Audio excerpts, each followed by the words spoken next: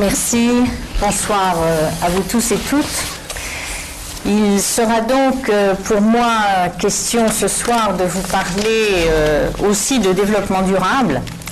Le développement durable en m'interrogeant avec vous pour savoir s'il s'agit d'une question d'actualité, ça je crois que c'est sûr aujourd'hui, mais est-ce que ce n'est pas aussi un effet de mode ou au contraire, est-ce que c'est un concept prometteur? C'est tout cela que je vais essayer d'éclairer devant vous. En tout cas, le thème du développement durable est devenu très emblématique. Ce thème, il n'est pas foncièrement nouveau puisqu'il a été initié en 1987 par l'ONU à travers un rapport. Et en tout cas, il contribue largement aujourd'hui à donner un souffle nouveau à la fois aux réflexions, à la fois aux actions, que ce soit des pouvoirs publics, que ce soit des entreprises, que ce soit des citoyens, que nous sommes les uns et les autres préoccupés de l'avenir de la planète, mais aussi qui a renouvelé aussi beaucoup la réflexion, la pensée des universitaires, des chercheurs qui se penchent aujourd'hui sur ce concept et sur le concept qui va avec, pour les entreprises, la responsabilité sociale des entreprises. Le développement durable, j'ai pensé utile de vous rappeler la définition qui en est donnée officiellement, née donc de 87. C'est, dit-on, un développement qui répond aux besoins du présent, évidemment, mais c'est là l'important, sans compromettre la capacité des générations futures à répondre aux leurs. Cette formule a évidemment fait sens, je dirais progressivement sens. Elle a été portée d'abord par des institutions internationales, telles que l'ONU, telles que l'OIT, relayée par des organisations internationales, des ONG aussi. Elle a connu incontestablement et de plus en plus un réel courant de sympathie au sein de l'opinion, fortement relayée par les médias.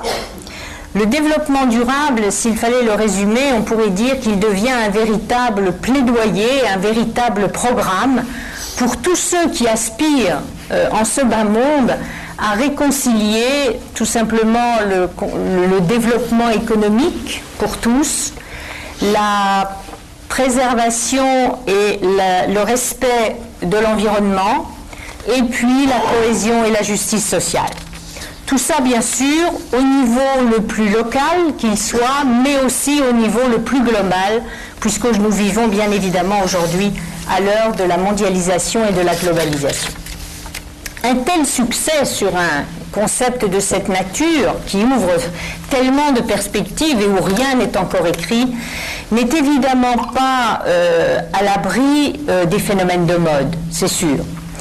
Les notions de développement durable, comme celle de la responsabilité sociale de l'entreprise, eh bien, sont encore aujourd'hui des notions un peu attrape-tout. Chacun donne sa définition ou exprime à travers ce concept ce qui lui va bien selon l'endroit où il se trouve et l'activité qu'il pratique. Mais c'est évident donc que ce concept-là a encore besoin d'être précisé, a besoin d'être clarifié, pour éviter tout simplement qu'il donne lieu à des illusions. Il y a toujours des lendemains qui déchantent quand on donne des illusions, voire qu'il puisse aussi donner lieu à certaines dérives dans les traductions qui pourraient en être données. Et donc je crois que ce sont tout simplement les acteurs dont je parlais tout à l'heure, que ce soit les pouvoirs publics, les entreprises, les universitaires, les citoyens, qu'ils soient consommateurs ou simples citoyens, qui vont progressivement donner à ce concept sa véritable portée, qui vont lui donner sens, qui vont lui donner consistance. Il faut donc aujourd'hui savoir que ce concept est en construction, il est loin d'être achevé dans les traductions et les actions auxquelles il donne lieu, et que par nature, je dirais, ce sont des actions qui sont au carrefour de logiques contradictoires.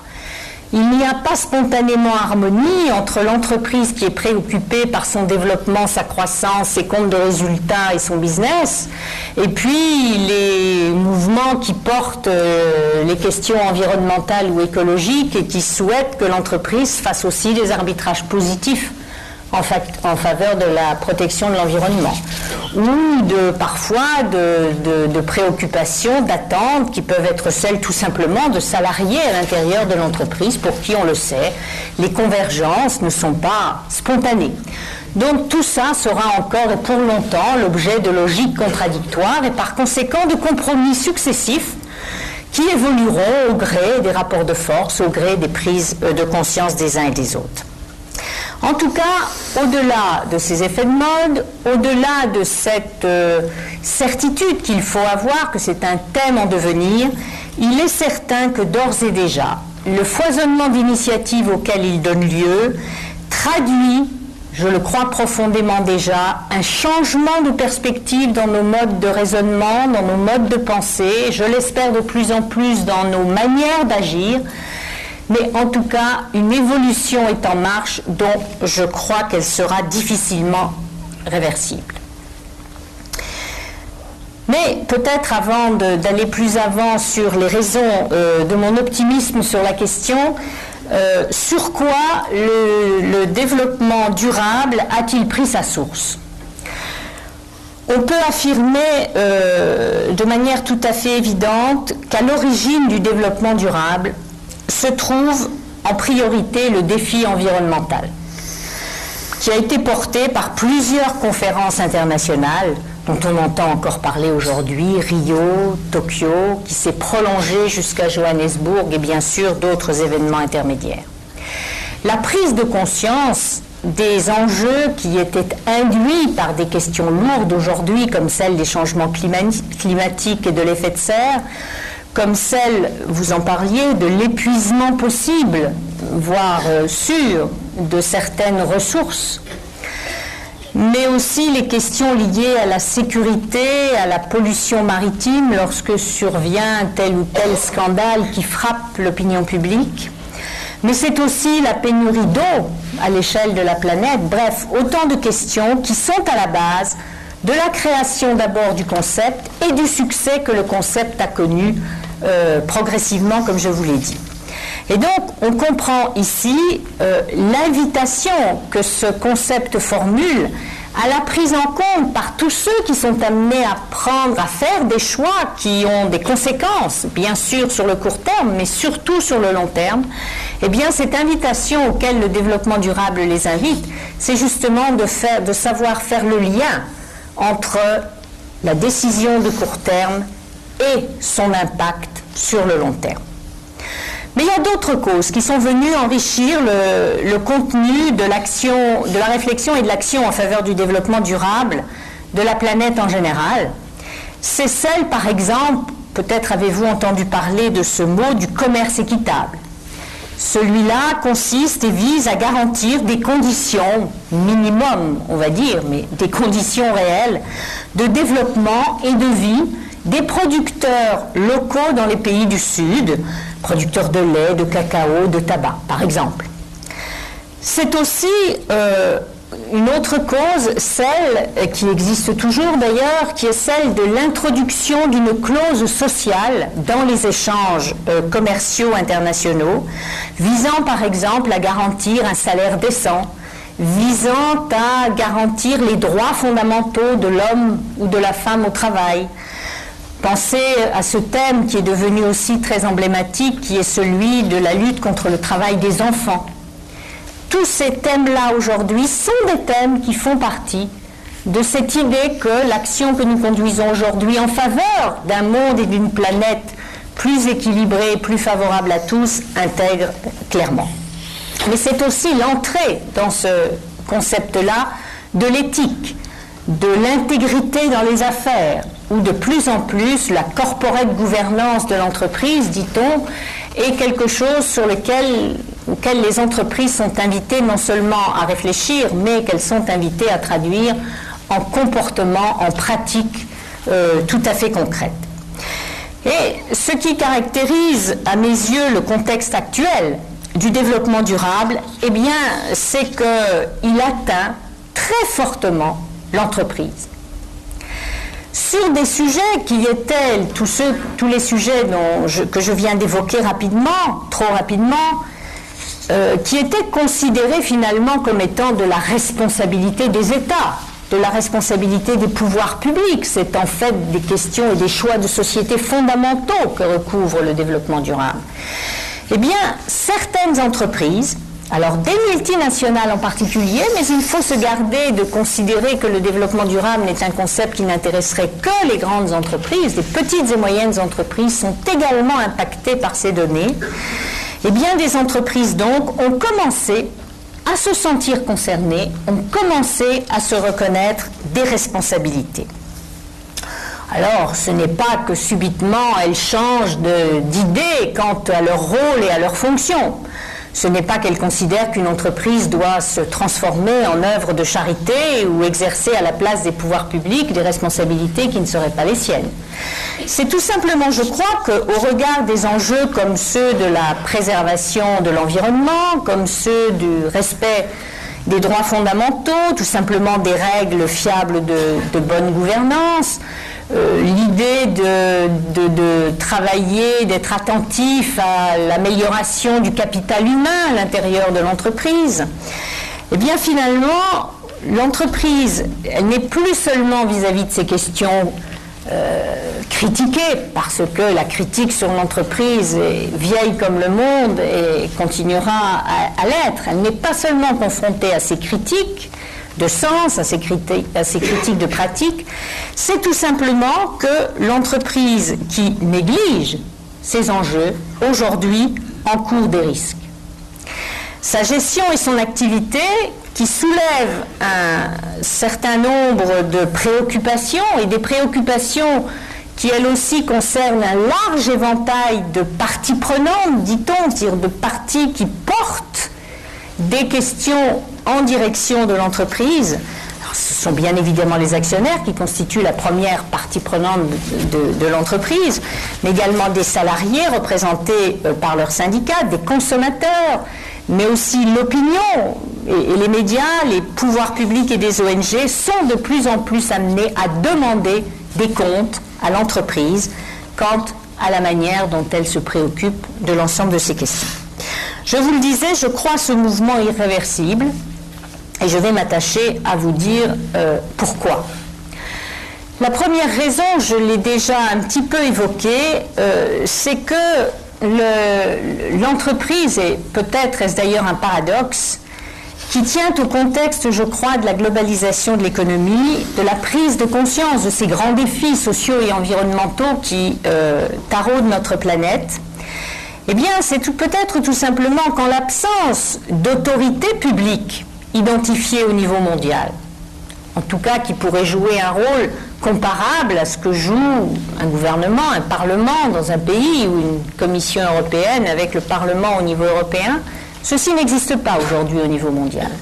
Eh bien, en l'absence d'autorité publique identifiée qui pourrait donner un cadre, qui pourrait définir des règles, une direction à l'égard de l'avenir de ces problèmes-là, eh bien, la multinationale aujourd'hui, je reviens à elle, est finalement l'acteur global dans ce monde où l'on cherche où sont les interlocuteurs qui peuvent être en situation de répondre aux questions.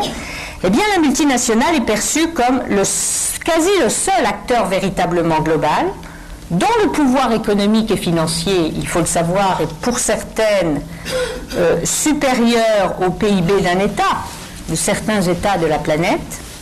Eh bien, elle est naturellement interpellée par de plus en plus d'acteurs qui se tournent vers elle pour l'inviter, ça c'est gentil, pour la sommer d'agir en entreprise citoyenne, en entreprise responsable, les qualificatifs varient, mais en tout cas en entreprise qui doit être comptable des impacts de ses activités sur son milieu naturel et sur son milieu humain. Je vous ai identifié tout à l'heure toutes ces parties prenantes qui, justement, se chargeaient de lui rappeler ces préoccupations-là. Mais c'est aussi le cas des institutions internationales qui définissent de plus en plus des principes, des recommandations, des objectifs en direction des entreprises pour précisément qu'elles agissent en entreprises responsables et citoyennes. Ces institutions, c'est l'Organisation internationale du travail, c'est l'ONU, c'est l'OCDE, des institutions que vous avez l'habitude d'identifier. Et les recommandations en question sont de moins en moins ignorées par les entreprises parce que ce sont précisément autour de ces orientations, autour de ces objectifs en direction des entreprises que se réfèrent les parties prenantes qui viennent interpeller et demander des comptes à l'entreprise. Vous avez peut-être entendu parler d'une initiative assez originale de l'actuel secrétaire général des Nations Unies qui a, à travers ce que l'on appelle le Global Compact, le pacte mondial, qui est bâti autour du respect de 10 principes fondamentaux, 10 engagements que les entreprises sont invitées à prendre volontairement, mais qui sont 10 engagements, une fois pris, qui ne sont pas anodins. Il s'agit de respect des droits de l'homme, de normes du travail, de respect de la préservation des équilibres écologiques et de l'intégrité dans les affaires. On a aussi, il y a 2 ans tout juste, eu au niveau de l'Union européenne un livre vert, un débat qui s'est terminé par une communication invitant là encore les entreprises à promouvoir cette responsabilité et cette intégration du développement durable. Au dernier sommet des chefs d'État qui avait lieu en juin dernier à Évian, eh bien une déclaration sortant de ces plus hauts responsables de la planète, une déclaration les invitant encore à promouvoir l'économie responsable et à intégrer ces nouvelles dimensions sociales et environnementales. Voilà pour l'environnement, je dirais, institutionnel et politique.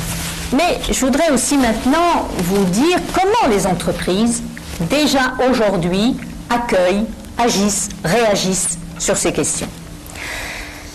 On observe évidemment, je veux vous le dire en priorité, une grande diversité de positionnements et de pratiques des entreprises à cet égard.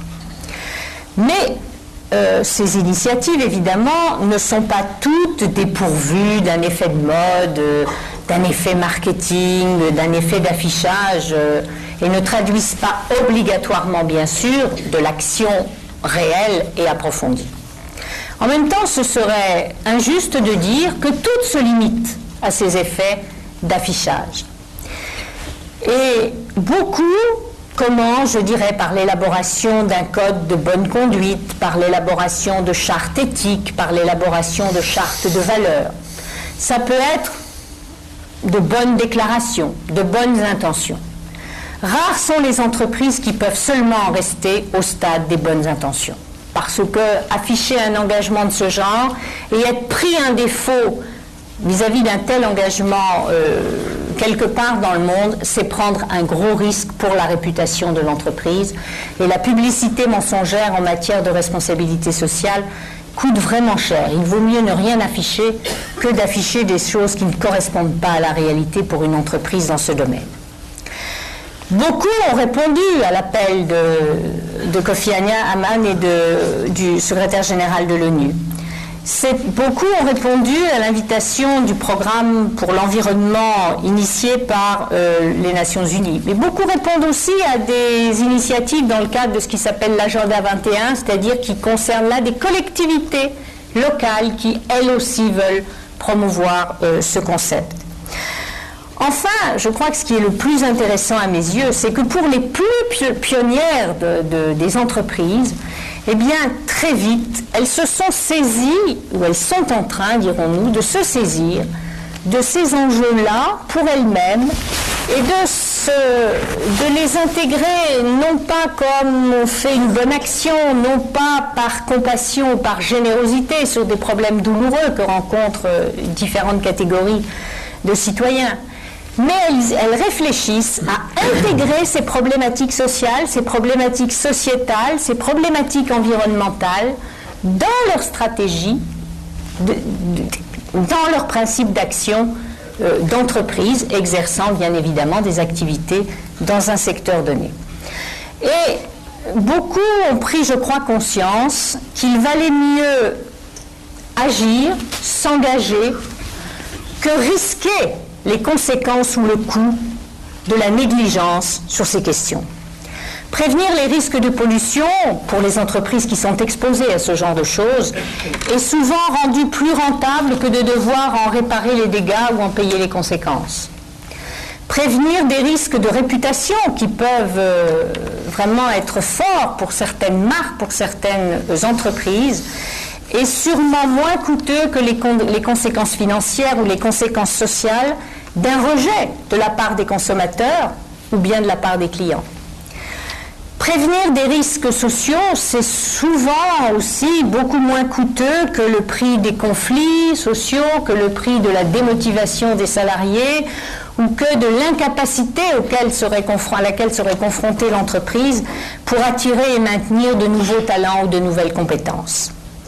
Donc, vraiment de plus en plus, l'indifférence, la négligence à ces enjeux sont pour l'entreprise beaucoup plus dommageables que le coût de l'engagement et le coût de l'action.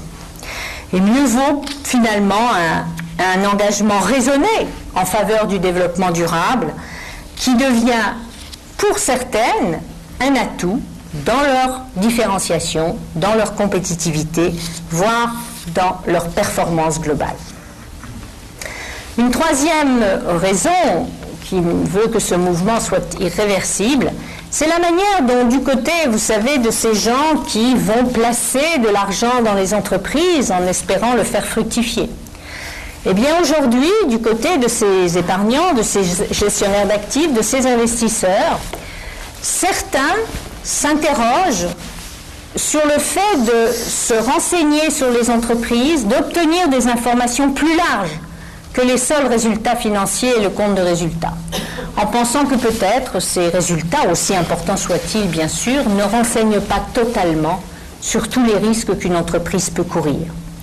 Et donc, ils ont l'idée que peut-être un risque social, un risque environnemental qui ne serait pas bien maîtrisé par l'entreprise pourrait aussi avoir un impact sur le risque financier, donc sur la sécurité de leur placement. Et ces gestionnaires d'actifs, ces investisseurs développent ce qui s'appelle l'investissement responsable, c'est le pendant de la responsabilité sociale pour les entreprises, en se renseignant, en cherchant les informations extra-financières sur les entreprises pour sélectionner des valeurs ou pour éclairer leur choix de placement classique et traditionnel. Donc, tout cela mis bout à bout, si la performance d'une entreprise en termes de création de richesse, en termes de création de valeur, mais aussi sans doute en termes de création de sens de l'activité et de la finalité de l'entreprise, devient une valeur aussi pour l'actionnaire et pour l'investisseur, alors on peut imaginer que ce sera un faisceau, enfin un contexte de pression d'autant plus important sur l'entreprise qu'elle devra, d'une manière ou d'une autre, de plus en plus intégrer ces dimensions. Mais donc, l'entreprise confrontée à tout ça, confrontée à la nécessité d'organiser ses liens avec de nouvelles parties prenantes, de répondre plus ou moins bien, avec plus ou moins de bonne volonté, mais en tout cas la réalité est là, une entreprise confrontée à la nécessité d'informer, à la nécessité de rendre compte de son action sur ces domaines-là, est une entreprise confrontée évidemment à un énorme défi d'informer et de le faire dans la plus grande transparence. Et donc, amenée à devoir dire ce qu'elle fait, comment elle le fait, les résultats auxquels elle parvient, est aujourd'hui un enjeu devenu tout à fait quasi incontournable pour les entreprises. Je dois vous dire qu'en France, la loi sur les nouvelles régulations économiques qui a créé une obligation de rapport, d'un rapport de développement durable qui n'est autre qu'une obligation d'informer, l'obligation de dire, a été un élément, un accélérateur tout à fait important et fantastique pour obliger, amener les entreprises à informer sur ces questions-là. Informer, enjeu de transparence, mais aussi enjeu de crédibilité. Car une entreprise qui vous dit « je suis très bonne dans mes émissions de gaz carbonique que je maîtrise, je suis très bonne dans la reconversion des salariés qui ont été l'objet d'un plan social », oui, l'entreprise peut le dire. On peut imaginer que la suspicion sur la réalité et la véracité des résultats est sans doute présente. Que donc l'auto-évaluation, l'auto-justification par l'entreprise de ses intentions, de ses résultats, de ses actions n'est pas suffisante. D'où l'enjeu, de plus en plus pour les entreprises, de devoir passer à l'épreuve de l'évaluation sur la réalité de ce qu'elles disent, de ce qu'elles font, des résultats auxquels elles parviennent. Et c'est en imaginant que ce besoin d'informer, ce besoin de le faire avec un gage d'authenticité, un gage de crédibilité allait se développer, que j'ai effectivement pensé qu'une société comme celle que j'ai créée, qui est là justement pour donner cette évaluation quant au niveau réel d'engagement de l'entreprise sur les enjeux de sa responsabilité sociale, eh bien, allait correspondre à un besoin qui irait vraisemblablement de manière croissante.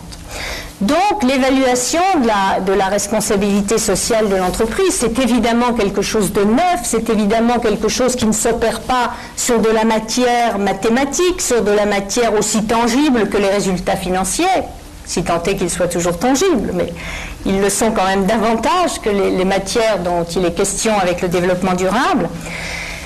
Eh bien, il fallait, je dirais, assurer à cette évaluation-notation sa propre crédibilité et sa propre robustesse, sa propre transparence quant à la manière dont nous parvenions à l'évaluation des entreprises. Que mesurons-nous dans le genre de métier qui est le nôtre? Je vous le disais, nous mesurons tout simplement, nous ne disons pas qu'une entreprise est responsable ou irresponsable. On est ou on n'est pas. Non, ce n'est évidemment pas une ambition de ce genre que l'on poursuit. Ce que nous cherchons à dire, c'est de mettre en évidence, sur une échelle de 1 à 4, le niveau réel d'engagement de l'entreprise, ce qui veut dire le niveau réel de prise en compte par l'entreprise des attentes, des préoccupations de ces parties prenantes qui portent les questions sociales, les questions environnementales ou les questions sociétales, eh bien leur degré de prise en compte, leur niveau d'engagement. Lorsque une entreprise néglige complètement ces enjeux, elle est à Vigéo notée au niveau 1. Lorsqu'elle fait les choses à minima, on va dire, pour se mettre à l'abri éventuellement d'une difficulté, alors elle est en niveau 2. Quand elle commence à maîtriser pour l'essentiel les enjeux qui sont rattachés à un critère dans son secteur d'activité, nous la plaçons au niveau 3. Et le niveau 4, c'est une entreprise qui donne plus que des signes, mais ou en tout cas des signes tangibles de maîtrise, de très bonne maîtrise d'un enjeu de responsabilité sociale. Nous évaluons les entreprises ainsi dans 6 domaines de responsabilité: les droits humains, les ressources humaines, l'environnement, la relation de l'entreprise à ses clients fournisseurs, la relation de l'entreprise à son milieu humain local, les territoires, et nous l'évaluons aussi du point de vue de la corporate gouvernance.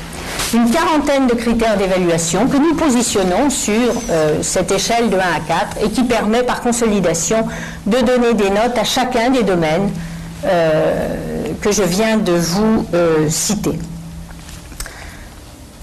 Ces notations sont dirigées à la fois vers les gestionnaires d'actifs et les investisseurs dont je vous parlais, qui veulent sélectionner des valeurs en fonction de ces critères, mais aussi à la demande, le cas échéant, d'entreprises elles-mêmes qui, sur un périmètre de leur activité donnée, eh bien, sont attachées à se faire un diagnostic approfondi et je dirais être ainsi en mesure de repérer leurs points forts, les points forts, les points faibles et d'engager, le cas échéant, si elles le souhaitent, des démarches de progrès, des actions correctrices nécessaires, voire de modifier la relation avec ses parties prenantes sur les sujets dont elle a à débattre avec elles. En conclusion, je voudrais simplement vous dire, après tout ce plaidoyer sur à la fois le développement durable et je crois à la fois la nécessité dans laquelle les entreprises seront de plus en plus amenées à les prendre en charge parce que la pression augmentera, mais aussi les raisons du côté de la société de le porter. Je veux en même temps dire que le développement durable et le fait que l'entreprise assume sa part de responsabilité en la matière ne réduit pas magiquement tous les problèmes que je vous ai cités au niveau de la planète. Je veux dire par là qu'il reste impératif de trouver des réponses aux questions de gouvernance mondiale. Il reste impératif que les pouvoirs publics jouent leur rôle, tel que nous savons le rôle qu'ils doivent jouer. Il est complètement nécessaire, je dirais, que les relations conventionnelles de négociation entre acteurs amenés à vivre dans l'entreprise continuent bien sûr également à se développer. Il n'y a donc pas à travers cette responsabilité sociale disparition des responsabilités de tous ceux qui entourent l'entreprise ou qui agissent également en son sein. Et la responsabilité sociale, vous l'avez compris, n'aplanit pas les conflits d'intérêts qui existent entre les uns et les autres. Au contraire, elle les révèle et elle va peut-être permettre justement de les traiter ouvertement et de réaliser progressivement des arbitrages à revoir régulièrement. Je crois aussi que ce qui me paraît nouveau en évolution, qu'il faut suivre parce qu'il est trop tôt aujourd'hui pour dire comment cela évoluera. Je crois que nous sommes désormais dans un monde où les problèmes de la société, qui sont lourds, il y a ceux que je vous ai cités, j'aurais pu citer les problèmes de sécurité alimentaire, j'aurais pu citer tous ces problèmes aujourd'hui que vous entendez autour de l'obésité, autour d'un tas de questions comme ça. Ces problèmes qui sont des problèmes de société sont entrés dans l'entreprise. Et il y a encore 15-20 ans, les problèmes de société, c'est pas que les salariés qui étaient dans l'entreprise n'étaient pas concernés par ces problèmes de société. Tout simplement l'idée que c'était pas dans l'entreprise qu'on s'occupait de ces questions-là. Je crois qu'aujourd'hui, ça c'est fini. C'est plus possible d'imaginer que des problèmes lourds sur lesquels l'action de l'entreprise a un impact peuvent être résolus sans que l'entreprise, dans ses activités, dans ses choix, ne soit concernée et impliquée. Les problèmes de société rentrent donc dans l'entreprise.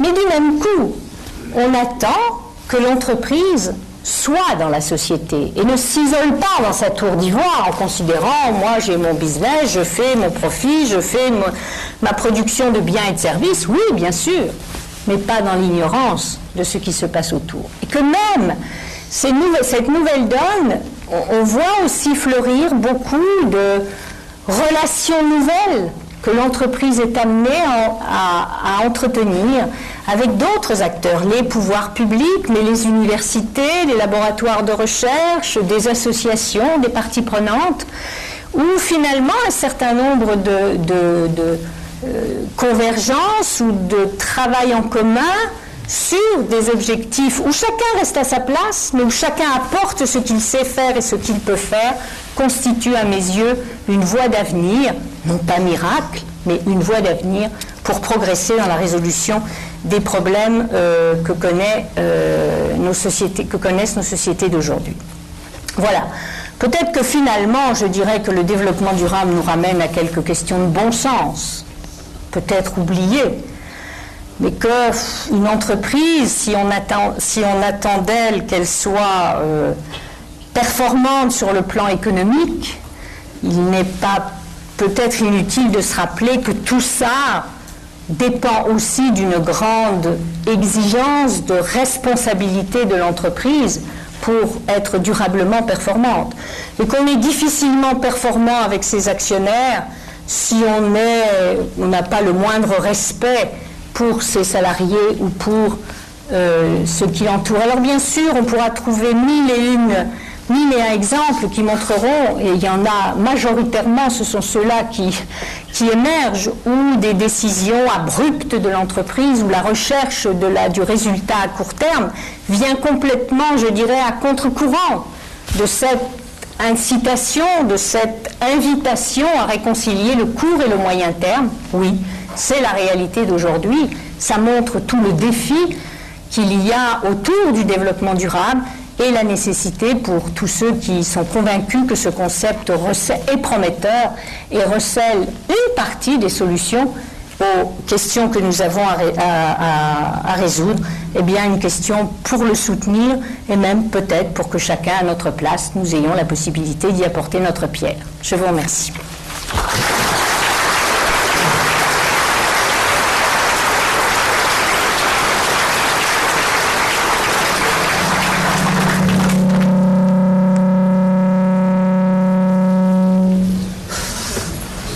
Merci beaucoup.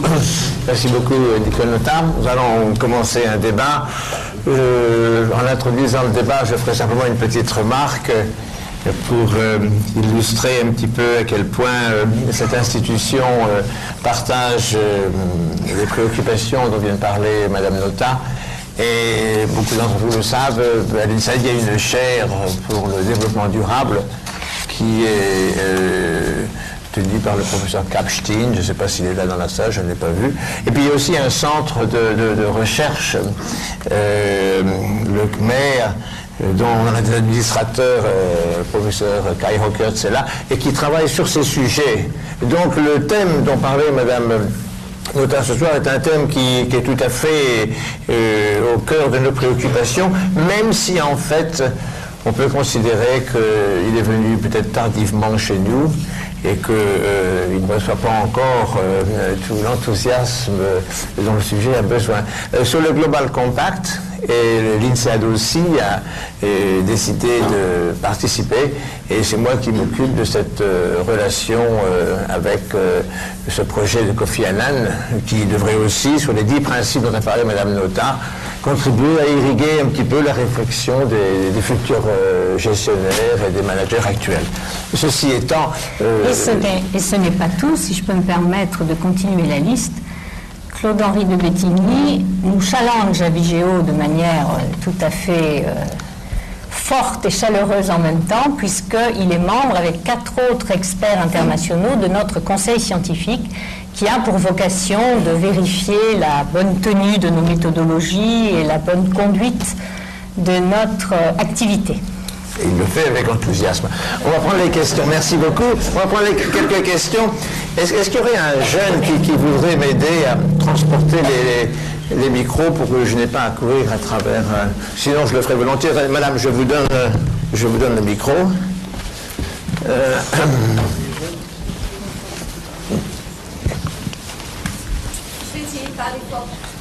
Ah non, mais ça ne suffit pas parce qu'il y a d'autres amphis. Je voudrais savoir si le monde agricole est perméable à ce genre de réflexion sur la société.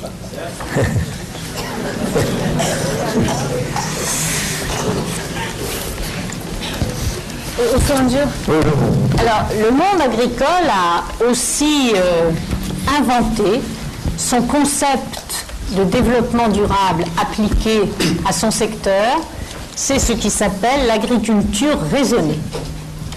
Et je ne sais pas si certains ici connaissent Christiane Lambert, qui a été pendant très longtemps à la tête des jeunes agriculteurs, a pris ce concept en main et développe un mouvement de manière assez dynamique sur l'idée qu'il y a, vous voyez bien derrière ce concept, l'idée que aussi en agriculture, il faut se préoccuper des impacts sur l'environnement. Aussi en agriculture, il faut s'occuper de la relation entre producteurs, enfin les producteurs et les petits, les gros, etc.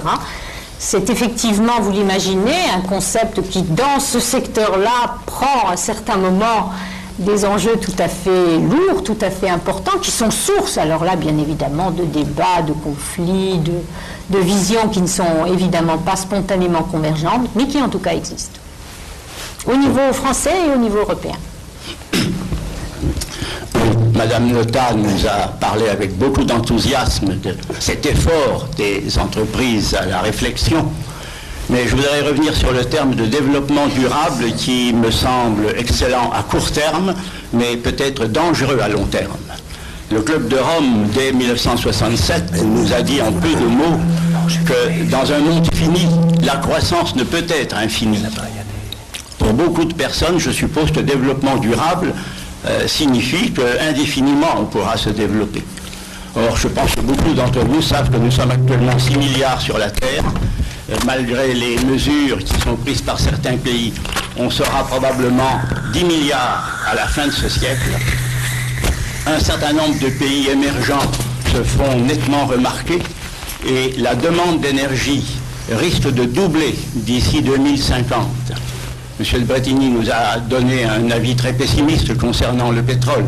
Bon, beaucoup d'experts pensent que la production de pétrole, j'entends de pétrole bon marché, va plafonner d'ici 2010. Donc actuellement on fait beaucoup de bruit parce que le baril coûte $50, mais on peut sans doute aller à $70 sans que les économies en souffrent. Mais quand sera-t-il en 2050? Le baril sera probablement à $100. Et à $100, les transports, l'agriculture, tout devra être complètement revu. C'est donc vous nous parlez de modifications, je dirais, à court terme, relativement faciles. Mais nous allons vers un bouleversement considérable dont les politiciens ne nous parlent pas. Il n'y a que les scientifiques qui en parlent. Alors, c'est d'où la question. L'occasion de le dire. Alors, madame, avez-vous un avis sur, non pas le court terme, parce que vous êtes très compétente, mais sur le long terme? Merci. Le long terme, dans ce que vous venez d'apporter, c'est les enjeux que vous venez de mettre en évidence partent d'un constat de court terme que l'on est en capacité d'avoir aujourd'hui. Je pense pour ma part que dans la nature humaine, il y a un profond instinct de survie. Et que donc, face à ces énormes questions qui sont devant nous, vous avez raison, ce n'est pas des petites solutions qu'il faut aborder, c'est pour certains des vraies révolutions qu'il faudra entreprendre, sur le plan économique, sur le plan technologique, sur le plan de la conception peut-être d'un certain nombre de modes de vie, encore que je ne sois pas tout à fait sur le registre qu'il faille revenir aux lampes à huile. Je ne crois pas que c'est comme ça que l'avenir de l'humanité se dessine. Mais donc oui, il faut avoir conscience de ça, et je crois qu'on est là vraiment tout à fait au début de la prise de conscience et au début des conséquences économiques et politiques qu'il faut en tirer. Mais on n'est pas non plus au degré zéro. Quand les entreprises et l'industrie de l'automobile se focalisent en recherche et développement et en création de gammes de voitures propres, on est déjà dans le sujet. Ça veut dire que l'idée de réduire les gaz à effet de serre, CO2, etc., l'idée aussi d'avoir peut-être une qualité urbaine différente, mobilise aujourd'hui des gens, des chercheurs et également des industriels. Donc, et peut-être aussi que les problèmes naissant de tout cela, progressivement vont aussi être à la source d'une autre croissance et d'un autre type de développement économique, voire de business pour les entreprises. C'est-à-dire que ce n'est pas forcément quelque chose qu'il faut lire comme quelque chose de prédateur par rapport à l'activité de l'entreprise, mais comme source de nouveaux développements et de nouvelles perspectives d'activité pour les entreprises. Oui, alors je reviens sur la notion de responsabilité sociale et environnementale que pourraient acquérir les entreprises spontanément. Je crois qu'il y a un énorme obstacle à cette démarche, qui est le mode de calcul de la richesse que nous avons adopté. Donc, il faut se référer à la période post-dernière guerre, où on a mis en place des agrégats, enfin des méthode d'apprécier la richesse du pays. Et je crois que cette méthode d'apprécier la richesse globale du pays est un choix de société. C'était un choix de société orienté dans cette période de reconstruction, bien évidemment, vers les choses essentielles, c'est-à-dire le gros œuvre, les capacités du pays à reconstruire ce qu'il fallait pour que le pays devienne agréable à vivre. Aujourd'hui, on a les mêmes indicateurs économiques, le produit international brut, intérieur brut, qui est un outil démodé, qui rend mal compte des richesses d'un pays et qui surtout ne tient compte que des richesses produites d'une certaine manière par les entreprises. Je veux dire que quand Total pollue la mer, cette pollution est bénéfique et c'est jugé dans le calcul économique comme un apport positif. Et tant qu'on pratiquera ce type d'attitude, je ne vois pas comment les entreprises pourraient s'inscrire dans une démarche responsable par rapport à l'environnement, par rapport à l'environnement, mais aussi à la partie sociale, puisque tout les incite dans le mode de calcul à faire le contraire. Alors je voudrais votre réponse sur ce mode qu'on pourrait, cette nécessité de reconsidérer la richesse et au moins son calcul actuel. Écoutez, sur la base de l'information et du terrain sur lequel vous vous situez, je ne suis pas une spécialiste et je n'inventerai pas aujourd'hui une nouvelle équation de calcul de la richesse nationale ou du PIB.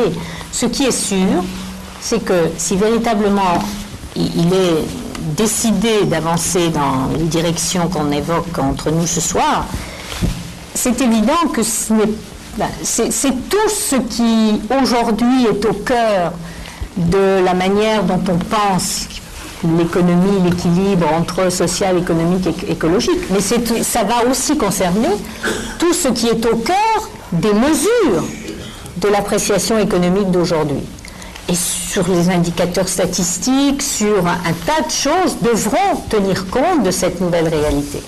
Et en particulier de ce qui entre progressivement, d'ailleurs déjà dans certaines réflexions et propositions d'évolution, ce qui relève par exemple de la mise en évidence des coûts cachés. Les coûts cachés aujourd'hui vont devoir de plus en plus être mis en évidence à côté des coûts de calcul classiques de la richesse aujourd'hui. C'est ce que font certaines entreprises maintenant. C'est ça. Effectivement, le chemin est encore long. Monsieur ? Oui, bonsoir. Sur le papier, le développement durable est une chose merveilleuse à laquelle on ne peut que souscrire. Je ne doute pas qu'un certain nombre de personnes qui l'encouragent et que vous avez cité tout à l'heure, tel Kofi Annan, soient tout à fait décidées et sincères. Mais n'est-ce pas également le théâtre d'une grande hypocrisie de la part de beaucoup et une façon de se donner bonne conscience pour des entreprises qui, par ailleurs, n'ont peut-être pas justement la conscience tout à fait très claire vis-à-vis de l'environnement, notamment. Bref, est-ce qu'on n'assiste pas à un genre de retour de la pratique des indulgences, cette fois-ci non pas achetée auprès de l'Église, mais auprès de ceux qui donnent la grand-messe médiatique ?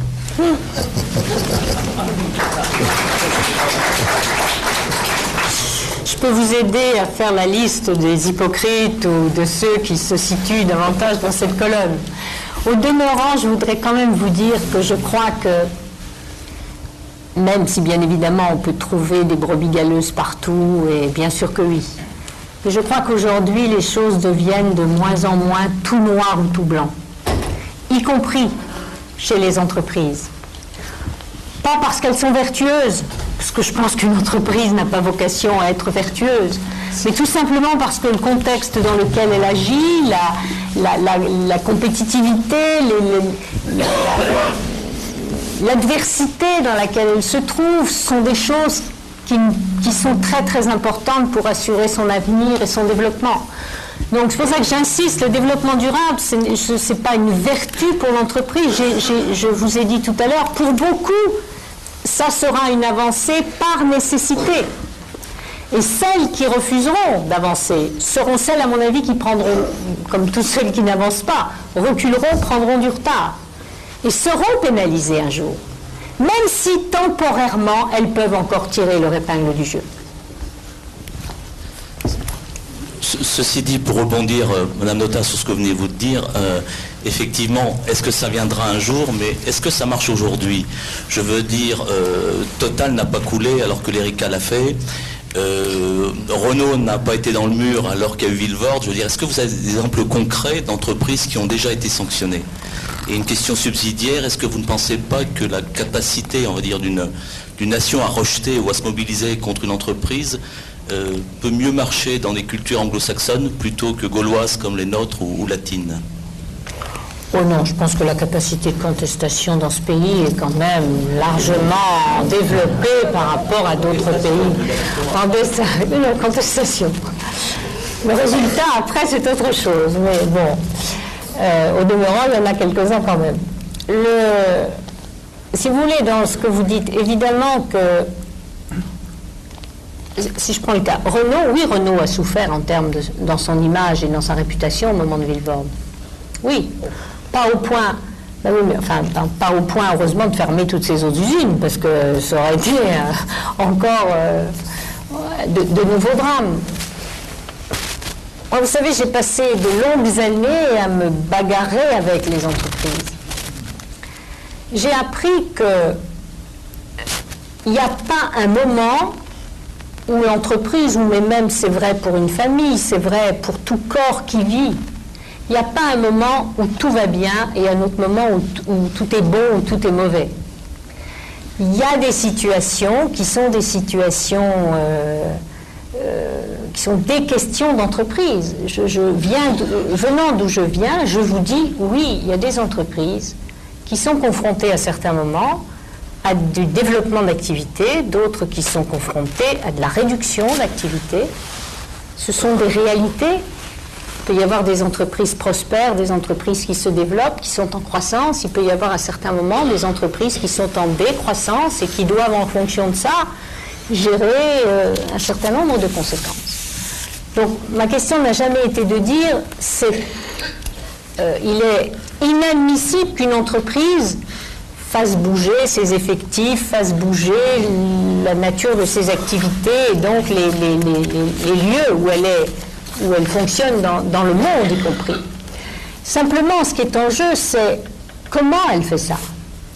Est-ce qu'elle le fait en négligeant complètement les conséquences de ses choix et de ses décisions sur ceux qui vont avoir les effets négatifs, c'est-à-dire les salariés, voire les territoires, quand il s'agit d'une fermeture, pour prendre ce cas-là, une fermeture d'entreprise, ou est-ce qu'au contraire, elle va se sentir concernée dans les questions de reconversion, de reclassement des salariés, de réhabilitation d'activités sur un territoire, etc.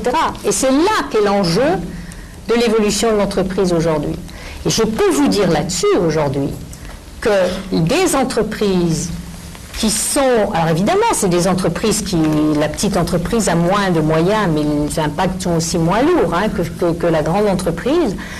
Aujourd'hui, on sait faire la différence entre une entreprise qui considère que mettre fin au contrat de travail d'un salarié, c'est la vie, puis après il y a l'UNEDIC qui prend le relais, avec celles qui d'ores et déjà savent que faire ça, c'est le minimum, mais ne faire que ça, quand on a une marque, quand on a un nom réputé, c'est bien dangereux. Et voilà, alors après c'est la question du verre à moitié vide ou du verre à moitié plein, mais je préfère plutôt regarder les verres qui se remplissent que les verres qui se vident. Madame, pensez-vous que le développement durable soit une préoccupation des pays émergents comme la Chine ou d'autres pays et moins émergents comme l'Amérique du Nord? Et ma deuxième question, c'est est-ce que chez Vigeo, vous avez une échelle de notation négative pour ces pays? Je ne vous ai pas vu, monsieur. Je crois qu'il y a le monsieur qui parlait. Je ne vous vois pas, monsieur qui avait... Ah, c'est là, d'accord. La Chine, je vais vous raconter une anecdote. Je suis allée une fois à une table ronde dans une conférence sur le développement durable, de ces multiples conférences qui existent sur ce thème désormais. Et il y avait un représentant du gouvernement chinois à cette table, avec d'autres gouvernements et d'autres acteurs. Et l'intervention et le plaidoyer le plus vibrant pour le développement durable était celui du représentant chinois. Vous n'allez pas penser que j'ai considéré que la Chine devenait le pays qui portait le drapeau du développement durable et que, ne connaissant pas les réalités de la Chine. En tout cas, je me suis dit, bon, il y a encore de beaux restes dans ce pays pour porter les thèmes, les causes qu'un auditoire peut avoir envie d'entendre ou qui peut être utile à la réputation ou à l'image d'un pays. Donc la Chine reste la Chine. La question que j'ai, le développement durable et la Chine, c'est d'abord, ce pays est en train de se développer économiquement parlant.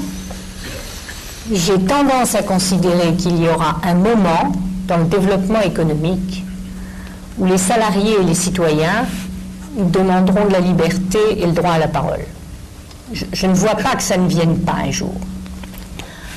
Deuxièmement, les entreprises multinationales européennes, par exemple, qui aujourd'hui s'installent en Chine, elles sont questionnées sur la manière dont elles vont, dans ce genre de territoire, se comporter.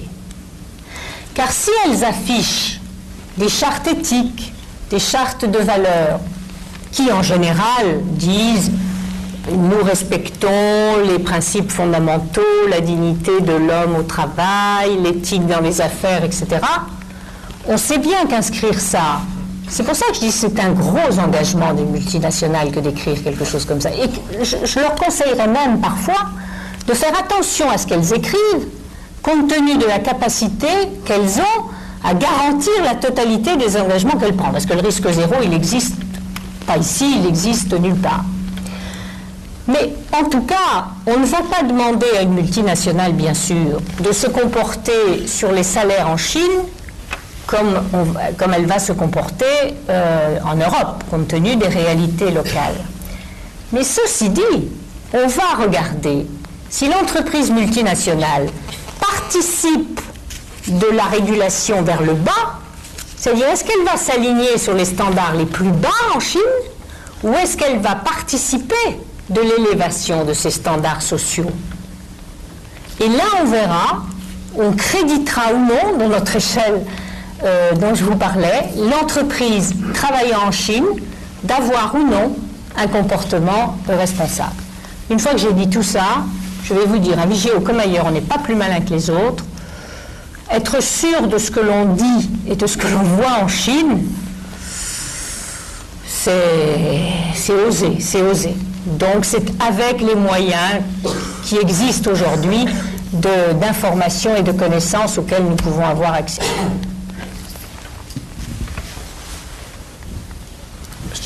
Oui, vous nous avez dit que vous évaluez les entreprises sur une échelle de 1 à 4 en fonction d'un certain nombre de critères.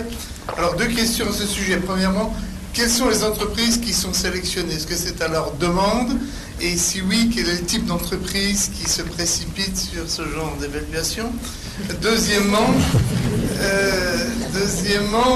quels sont les bons élèves? Quelles sont les entreprises qui sont à donner en modèle? Quels sont les 4, autrement dit? Est-ce que vous en avez beaucoup? Nous notons aujourd'hui cette année 500 multinationales européennes. 500 multinationales européennes pour ceux dont je vous parlais tout à l'heure, qui sont les gestionnaires d'actifs, qui sont les opérateurs financiers, qui veulent s'informer sur ces aspects-là des entreprises. Et ces gens-là, nous demandant les recherches, les analyses, les notations, ils ne demandent pas aux entreprises l'autorisation avant pour qu'on leur vende nos résultats. Donc nous engageons ces analyses et ces notations sans l'accord de l'entreprise.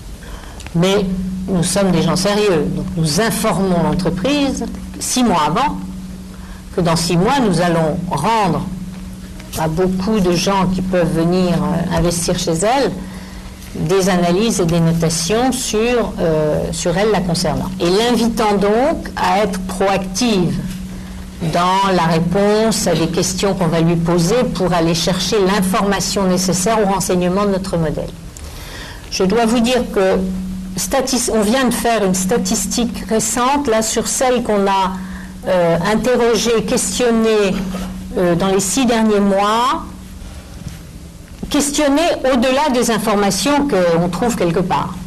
On a 50% de réponses sur les 600. Il y a 1 an et demi, c'était 30%. Bon, ça veut dire que progressivement, les entreprises sont en train de prendre conscience qu'on fournit de l'information à des gens qui ne sont pas sans avoir quelques répercussions aussi sur elles-mêmes. Donc ça, c'est un premier produit. L'autre produit, c'est celui que les entreprises... Non, je reste sur le premier pour vous dire que ce que l'on fait là, c'est qu'on évalue chaque entreprise pour elle-même, dans la manière dont elle se situe sur notre échelle, mais qu'ensuite, nous la replaçons dans son secteur d'activité professionnelle, en benchmark, si vous voulez, en la comparant aux autres entreprises de son même secteur. Et donc, c'est comme ça qu'on sait celles qui arrivent en tête, enfin que le gestionnaire d'actifs voit celles qui sont en plus chez nous, au contraire en moins, et qui décident soit d'éliminer les moins, soit de faire autre chose. Et c'est de cette manière-là qu'on peut, dans les secteurs professionnels, identifier celles qui sont plus en avance et celles qui sont plus en retard. C'est d'ailleurs ce qu'on dit. On ne dit pas celles qui sont bonnes et celles qui sont mauvaises. On dit celles qui sont en avance ou celles qui sont en retard.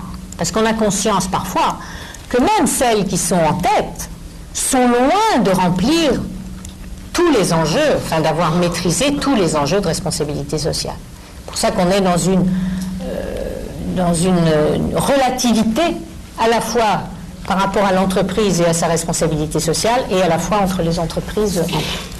En plus de cet aspect de la notation pour ce secteur, oui, il y a quelques entreprises qui, pour elles-mêmes, ont envie de savoir où elles en sont.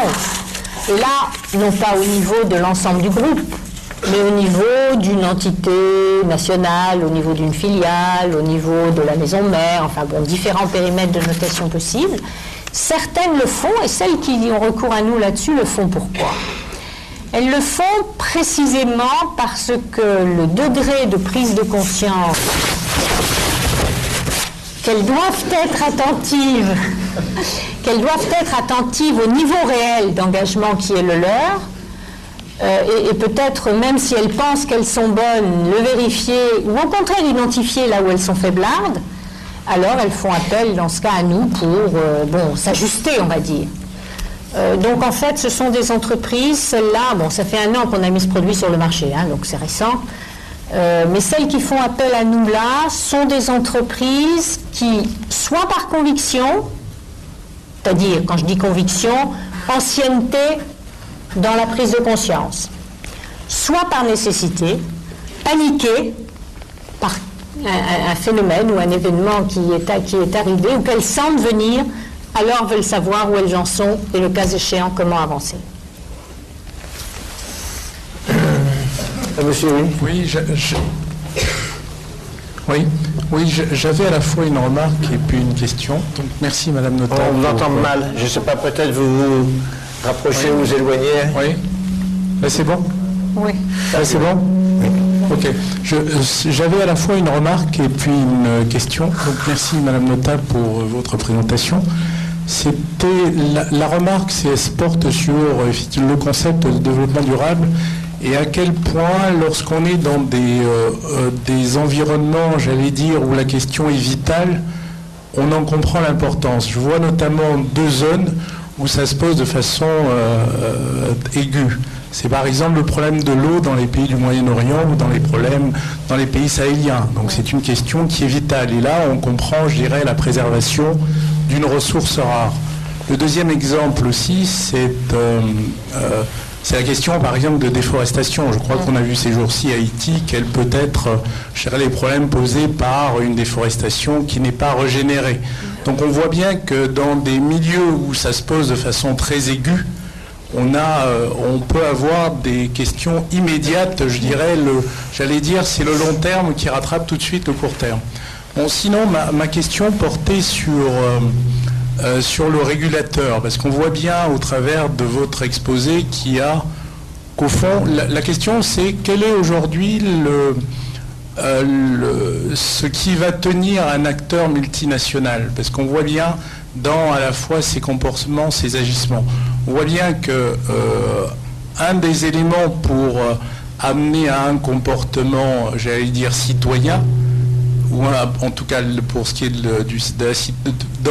un comportement entre guillemets développement durable, c'est d'avoir à la fois des règles et puis une transparence. Je pense qu'il y a de la transparence qui est dans la présentation que vous avez faite un élément moteur pour tenir les comportements collectifs. Alors, il y a une question que j'avais à propos. La première, d'abord, quelle est la première? La première, pardon.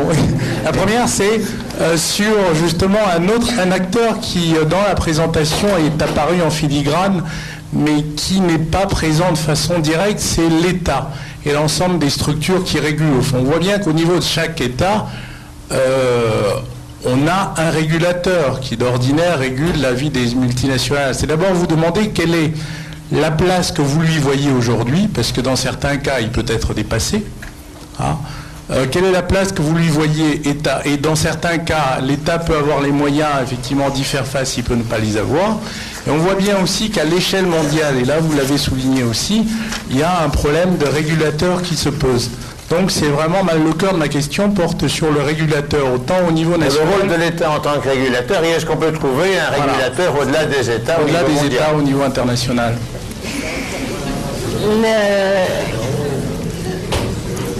Le régulateur, ou plutôt les régulations souhaitables, évidemment que c'est les régulations des puissances publiques. Quand je dis puissance publique dans ma bouche, ça veut dire gouvernement. Mais si vous me demandez aujourd'hui à quel niveau, si la France, pour prendre ce cas, imagine que c'est au niveau de son territoire hexagonal qu'elle peut construire de la réglementation, de l'incitation, un cadre de règles ou de bonnes pratiques sur ces questions-là, sans au moins considérer que c'est l'Europe qui est le minimum de cadre sur lequel il faut poser ces régulations-là, la France risque de certes travailler et s'époumoner beaucoup, mais avec un impact qui est vraiment très, très minime. Donc, toutes les régulations étatiques, quand je dis toutes, ça n'annule pas la régulation au niveau d'un État. Mais ça veut dire qu'on va assister, je crois, de plus en plus à un emboîtement de régulation qui devra trouver aussi sa forme de régulation au niveau mondial. Pas seulement, je crois, par des institutions aujourd'hui qui s'occupent chacun d'un problème particulier, l'environnement, le commerce, le travail, etc., mais à un moment donné, par une institution, un comité, un conseil, je ne sais pas quelle forme ça prendra, mais quelque chose qui pourra avoir autorité pour mettre un peu de cohérence et de ligne directrice entre toutes ces institutions au niveau mondial. Mais je crois que ma démonstration, elle consiste à dire tout ça continue à être bougrement nécessaire et il y a beaucoup de chemin aussi à parcourir là. Mais il y a une autre forme de régulation qui émerge, si on parle de l'entreprise, c'est celle qui émerge par le bas ou par l'environnement de l'entreprise, c'est-à-dire ces pressions qui s'exercent sur elle, j'allais presque dire intramarché, dont il ne faut pas, me semble-t-il, aujourd'hui, négliger également la portée, et négliger la portée, y compris pour qu'au niveau de nouvelles régulations étatiques, il y ait des évolutions qui se dessinent aussi. Et je demande aussi dans l'autre salle, s'il y a des questions, vous pouvez poser vos questions. Je ne comprends pas tout à fait concrètement comment peuvent s'exercer les actions de développement durable suivant la dimension et suivant la situation des entreprises. Si on les applique à une entreprise comme Exxon, on l'imagine assez facilement. Si on les applique à la multitude de PME qui existent en France, ça me semble plus douteux. Et puis je pense à une application particulière aux entreprises de commerce d'armes. Elles sont internationales. Leur activité affecte des milliards de dollars. Elles mettent en cause les États. Vous avez parlé tout à l'heure de moralisation du marché et de règles de bonne conduite. Chacun sait qu'elles s'affranchissent de tout cela. On a l'impression que c'est la règle de tous les coups sont permis avec commission et rétro-commission. Comment intervenez-vous en pareil cas?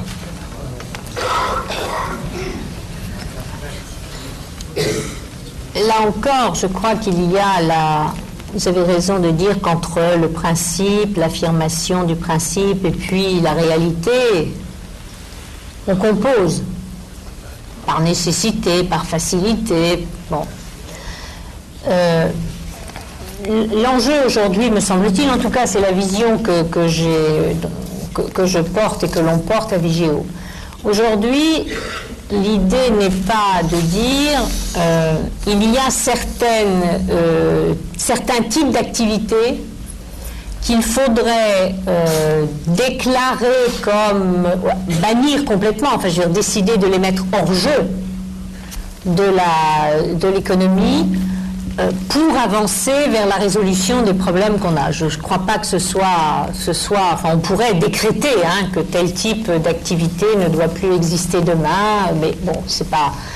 Je pense que ce n'est pas très réaliste et que ce n'est pas comme ça que les sociétés se transforment. Par contre, je crois que les secteurs d'activité s'implantant dans certains territoires et étant confrontés à des phénomènes de pots de vin, voire des phénomènes de corruption, voire à des phénomènes de ces choses-là, c'est précisément, enfin je dirais, c'est pas pour rien que c'est le 10e principe qui vient d'être ajouté au Global Compact international. Le 10e principe, c'est la lutte contre la corruption ou l'éthique dans les affaires. Donc ce qui veut dire que tout le monde aujourd'hui a conscience que c'est encore une réalité, que c'est toujours une réalité, et que l'enjeu consiste à faire reculer ces pratiques. Évidemment, personne n'imagine que ça va disparaître du jour au lendemain. Mais si, de plus en plus, les multinationales en particulier sont tenues de faire reculer ces pratiques et de garantir que ces pratiques vont progressivement reculer chez elles, je pense qu'on aura avancé vers un bout de la solution. Concernant les PME, c'est faux, enfin c'est... bien sûr que c'est les multinationales qui tireront parce que c'est elles qui seront confrontées principalement à devoir dire et rendre des comptes. Et les PME aujourd'hui, d'abord, il y en a certaines qui, selon le secteur d'activité dans lesquels elles exercent, ne peuvent pas non plus s'exonérer des mêmes questions de conséquences environnementales ou sociétales dans un territoire où elles sont d'abord plus insérées, donc plus sujettes au regard et au retour en matière de réputation, voire de business. Mais ce qu'il faut bien voir aussi, c'est que quand une multinationale s'approprie ce grand chantier, elle entraîne avec elle tous les partenaires qui sont partie prenante de sa chaîne de valeur. Et la multinationale aujourd'hui est tenue de regarder, d'être attentive, par exemple, au fait que ses sous-traitants ou ses fournisseurs sont eux-mêmes en bonne adéquation avec un certain nombre de principes qu'elle veut porter elle-même. Et pas seulement en lui faisant tomber sur elle, ça arrive, le verdict et les conditions, et puis la laisser se débrouiller, mais de plus en plus en étant attentif avec elle aux conditions dans lesquelles elle peut elle-même progresser dans ce sens.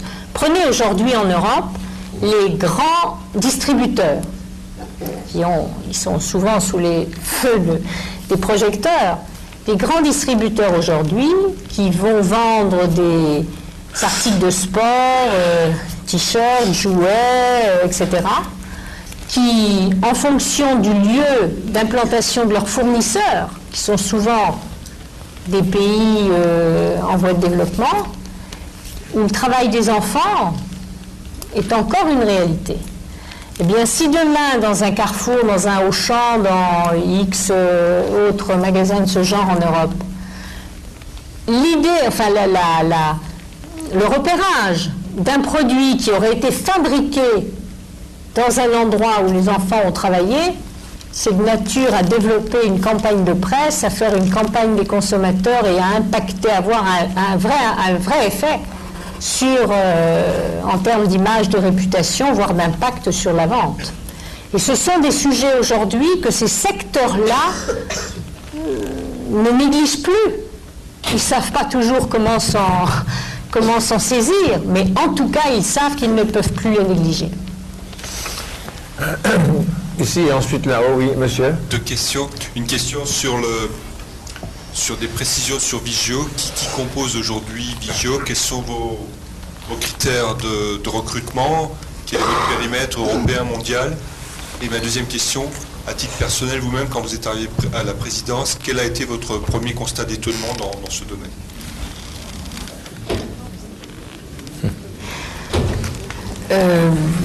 Vigeo, que vous dire? Vigeo est une entreprise qui a été constituée grâce à des actionnaires de 3 collèges différents. un collège d'entreprises, un collège de syndicats européens, un collège d'investisseurs financiers, avec un actionnaire de référence qui était porté par les caisses d'épargne et la caisse des dépôts. Nous avons posé les bases d'une agence, d'une société européenne, même si aujourd'hui nous sommes de droit français, mais avec clairement un affichage et un objectif de développement de l'activité au niveau européen, qui va vraisemblablement d'ailleurs commencer à se traduire dès 2005. Nous sommes 40, il y a 40 personnes à Vigéo aujourd'hui. Que vous dire encore ? Nos critères de recrutement. Donc, sur les analystes qui font les recherches pour les gestionnaires d'actifs, ils sont au nombre de 15. Ce sont des jeunes aujourd'hui qui ont un bon niveau de formation, bac plus 4, 5, et qui ont 2-3 années d'expérience professionnelle ou qui sortent de l'université ou des grandes écoles et avec lesquels nous construisons le métier, parce que ce métier, il n'existait pas avant, donc on avait à construire le concept de l'entreprise, le produit, et maintenant à construire les compétences des salariés qui doivent faire ça. Les auditeurs, ceux qui vont en entreprise, sont au nombre de 7. Là, bon niveau bien sûr de formation également, mais aussi pratique et expérience professionnelle, soit en cabinet d'audit, soit en entreprise, parce que là ce sont des gens qui ont à tenir des entretiens, à aller beaucoup plus profondément au niveau de l'entreprise. Une avant-dernière question, monsieur, oui, là-haut. Mon étonnement, monsieur. Votre étonnement, pardon, votre étonnement, oui, très important. Alors, mon étonnement, je vais vous dire, il a été, en créant l'entreprise, l'idée de la création de l'entreprise a été très vite connue par les médias compte tenu de l'attention qui était portée à ce que je ferais après mes anciennes responsabilités. J'ai été frappée de voir comment l'idée que se faisaient des gens à la lecture de ce qui était écrit sur ce qu'allait être l'entreprise que je créais, aujourd'hui, nous avons globalisé 500 candidatures spontanées. Et ça, pourquoi ? Parce que les gens qui posent leur candidature encore à Vigéo ne sont pas des gens qui ont besoin de Vigéo pour réussir leur carrière professionnelle. C'est des gens qui sont sur des bons rails, mais qui ont perçu, en tout cas ce qu'ils écrivent dans les lettres de motivation, ils écrivent l'envie qu'ils ont d'être très bons professionnellement, et en même temps de retrouver du sens dans le travail qu'ils font. Et ça m'est apparu comme étant révélateur d'une réalité chez beaucoup de jeunes sans doute, peut-être pas d'ailleurs que des jeunes, mais en tout cas des jeunes, qui est cette idée que oui, je veux bien me défoncer pour mon boulot, mais ça m'intéresse quand même de savoir au service de quoi. Et je trouve plutôt ça réjouissant. Monsieur ? Merci. Je viens d'un pays du Sud. Et pour moi, c'était vraiment intéressant d'écouter vos conférences, madame. Et je travaille d'ailleurs pour une ONG qui travaille depuis 30 ans à développement durable, exactement, mais aussi à la citoyenneté, à le droit à l'environnement, droit à une meilleure qualité de vie pour les habitants.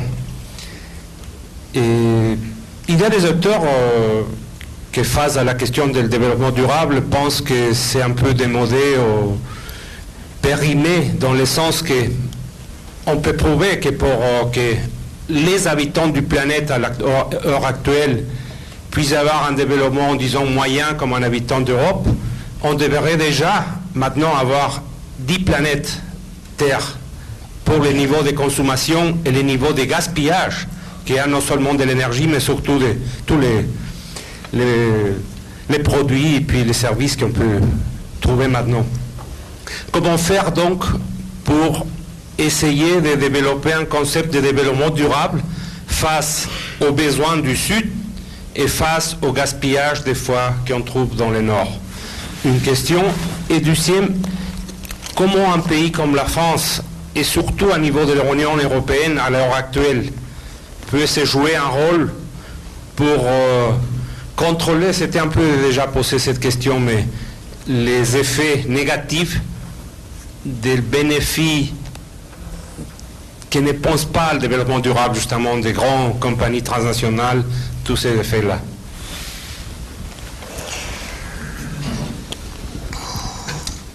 Vraiment, je vois tout à fait le sens de la réflexion qui sous-tend votre propos et votre question. Donc, je ne voudrais surtout pas considérer que le développement, un développement plus équilibré de la planète ne concerne pas aussi, d'abord, avant tout, des réorientations lourdes au niveau des pays développés, à la fois dans leur propre mode de consommation, ou en tout cas de développement, et dans leur relation aux pays du Sud. Mais pour autant, je pense que le développement durable ne doit pas être conçu comme étant un apport du Nord vers le Sud. J'imagine que ce n'est pas ce que vous mettez non plus derrière votre propos. Je veux dire par là que les conditions dans lesquelles on pense le développement du Sud et on réalise le développement du Sud est plus ou moins porteur de catastrophes ou de vrais développements pour le Sud. C'est-à-dire que la capacité à créer du développement sur des éléments de culture, sur des éléments de réalité locale qui ne sont pas rayés comme un trait de plume au motif que 3 multinationales vont arriver dans ces pays. C'est-à-dire, je défends le principe de la localisation d'emploi des multinationales dans les pays en développement. Mais je défends aussi le développement à partir des réalités locales des pays du Sud en complément et en assise forte de développement, en particulier sur les questions agricoles d'ailleurs. Bon, je crois il y a encore beaucoup de questions, et bon, peut-être une question là, et puis, madame, disons 3 questions, si elles sont courtes. Alors allez-y, monsieur. Si elles sont courtes. Vous avez beaucoup parlé de développement durable et d'entreprise. On a également parlé tout à l'heure de l'État régulateur, mais l'État peut également être acteur au travers de ses administrations. Comment concevez-vous le développement durable pour les administrations? Sous quelle forme et avec quel mode d'évaluation? Vous n'êtes pas sympa, hein, pour terminer.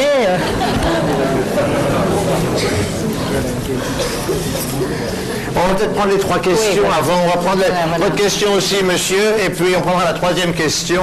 La question, elle est toute simple. C'est les critères d'évaluation peuvent-ils s'adapter à l'agenda 21? Agenda 21, on est entre spécialistes. Voilà, ça concerne les collectivités territoriales qui veulent s'intégrer dans le développement durable sur le 21e siècle. Et puis il y avait une dernière question. Voilà, est-ce que vous avez un micro, madame? Attendez, on va vous amener un micro.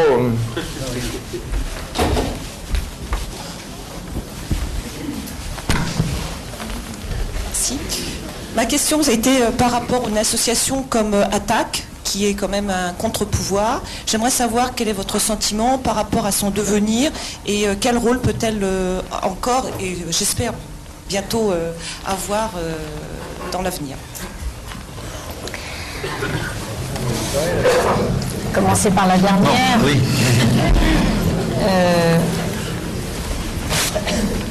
Je ne suis pas membre d'ATTAC.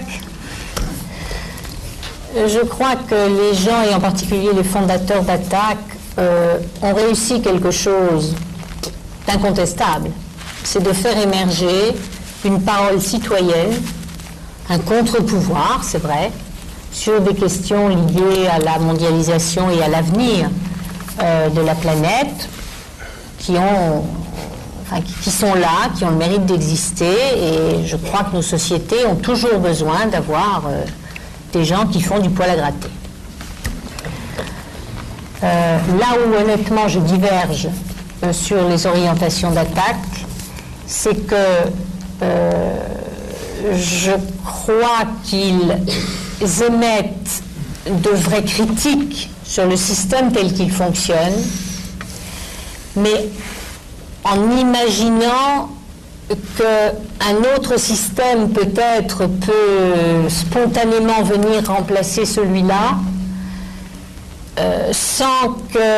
C'est à l'intérieur de ce système, me semble-t-il, en tout cas c'est ce que je pense, qu'il faut agir, et qu'il faut agir en changeant véritablement les choses. Pas en faisant profession de critique.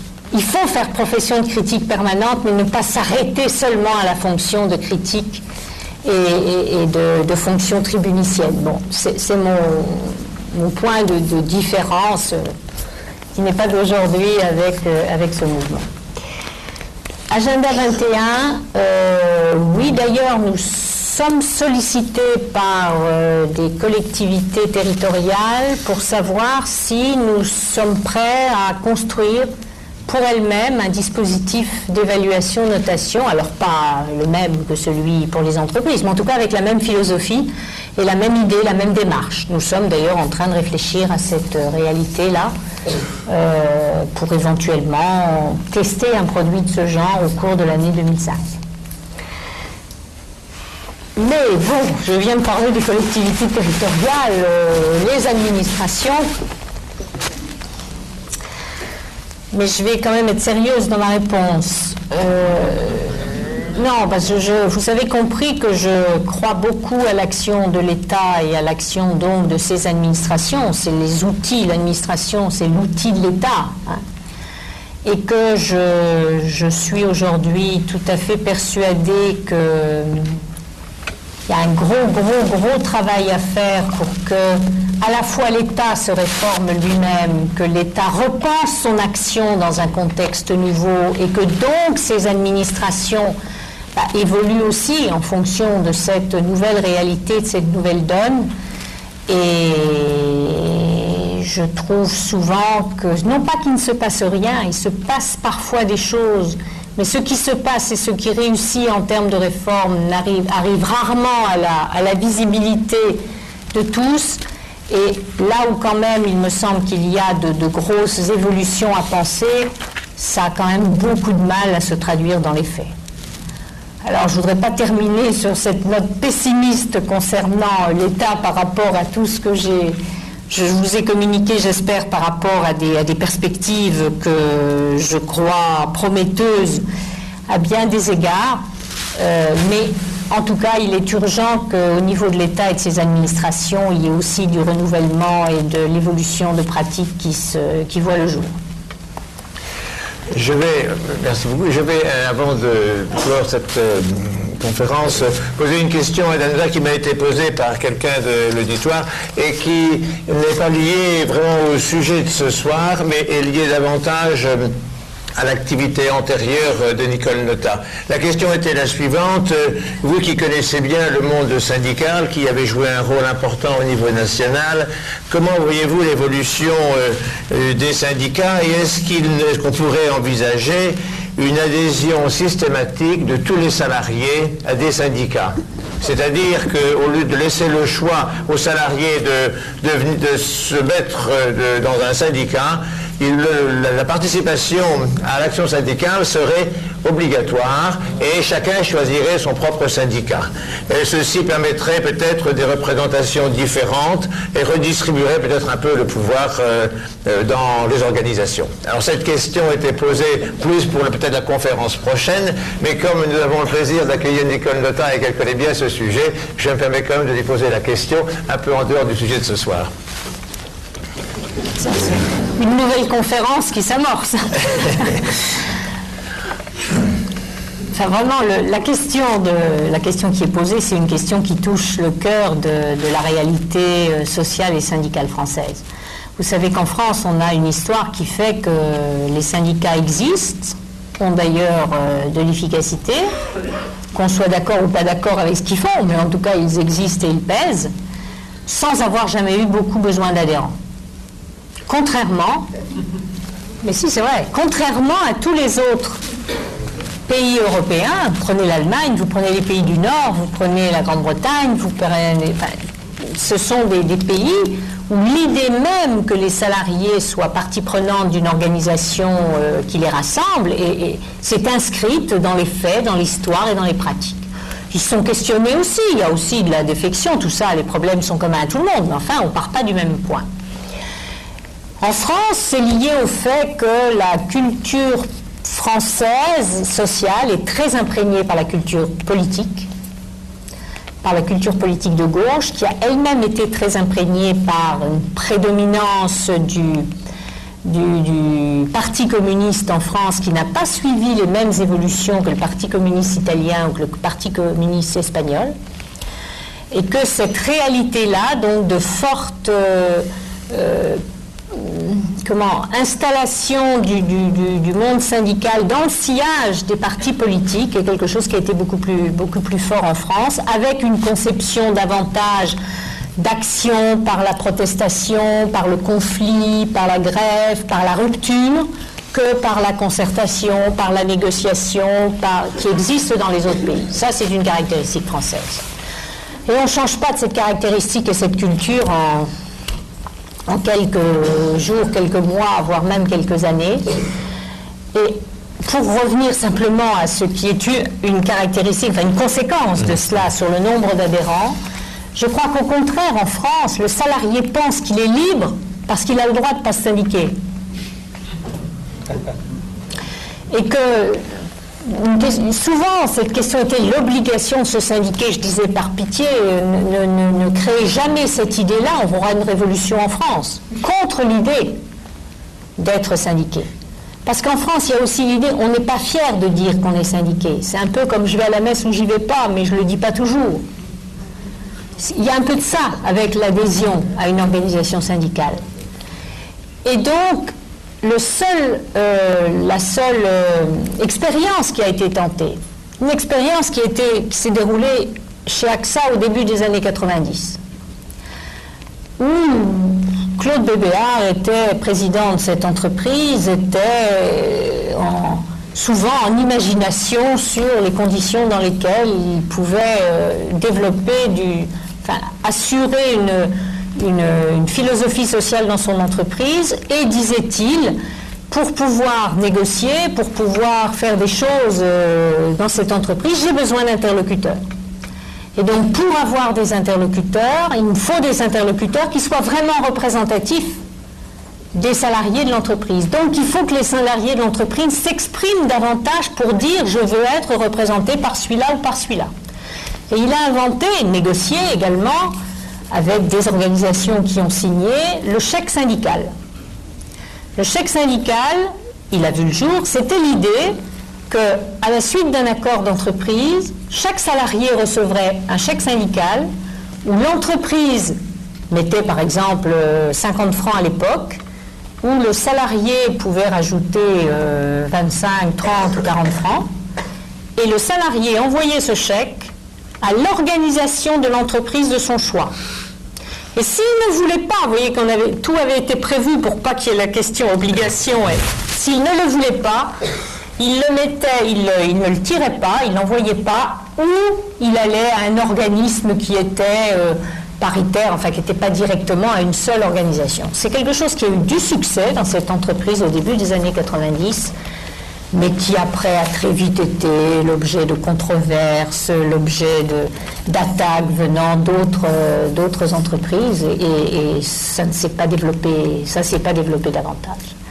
Donc c'est vous dire le niveau d'enquistement de la non-relation du salarié à un syndicat. Bon, tout ça, bien évidemment, a 1001 autres raisons sur lesquelles on pourrait largement s'étendre, mais enfin, ça c'est un élément tout à fait réel de la relation entre le salarié et le syndicat. Je vous remercie beaucoup, même d'avoir accepté de répondre à cette question un peu hors du sujet. Et au nom de chacun d'entre vous, je voudrais vous dire que nous sommes très reconnaissants que vous ayez pu venir ce soir. Ça nous a donné aussi matière à penser, comme ça le fait souvent. Je vous en remercie beaucoup. Merci.